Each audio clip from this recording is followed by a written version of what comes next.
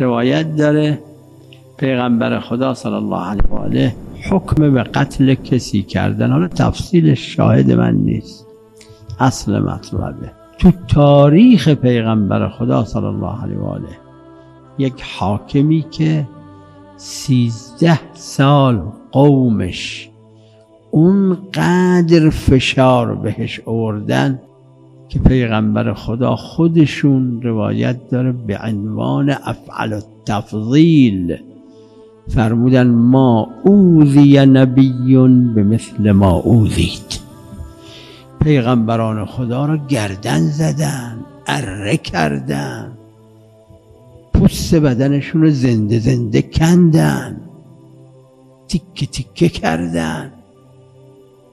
اینا همش مقابل اذیت هایی که به پیغمبر اسلام صلی الله علیه و آله از قومشون، از مشرکین، از قریش شد، مقابل اینا اونا در اون حد اذیت های پیغمبر خدا نیست. ما اوذی نبی به مثل ما اوذید.